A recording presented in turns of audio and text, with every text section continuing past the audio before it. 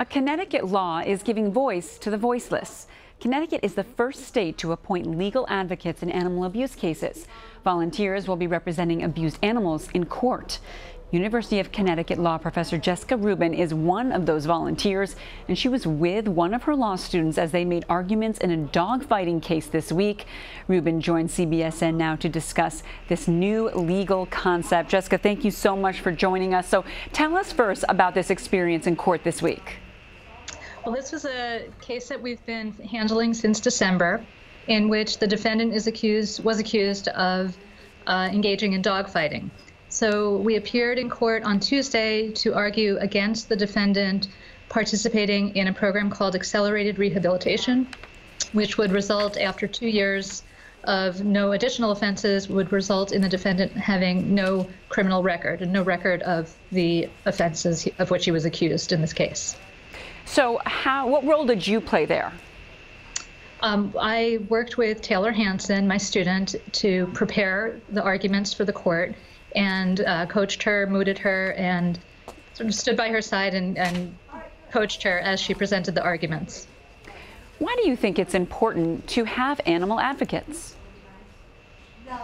The new statute in Connecticut, which was passed in May and went into effect in October of this year, is designed to accomplish two goals. One is to ensure that justice is served in cases with very important but voiceless victims, that is, animals.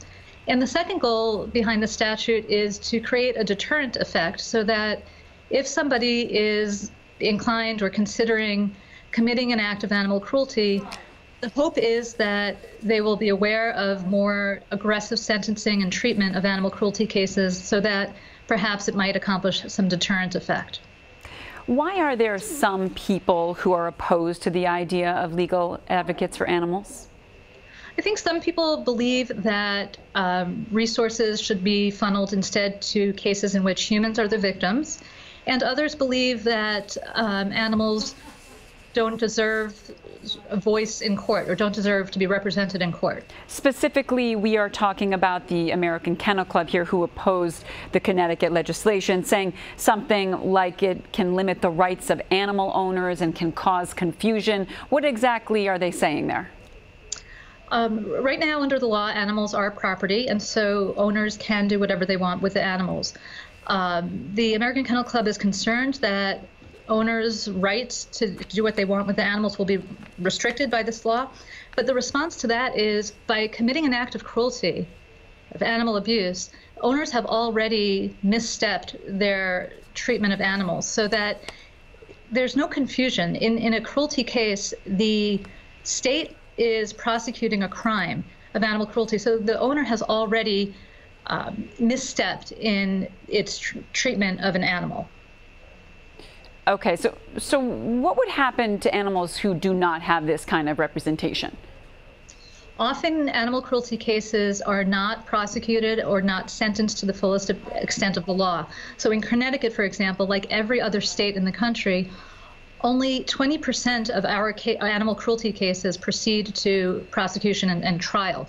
So without an advocate in place, the most likely result in an animal cruelty case is that it would be dismissed or not prosecuted, what we call nollied.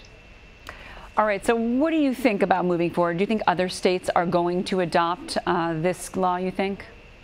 I hope so, and I hope it spreads, because it really has the potential of giving courts an additional resource to help them handle these animal cruelty cases and have a wonderful deterrent effect, and really reflect, I think, society's willingness to begin to treat animals with more respect and more kindness.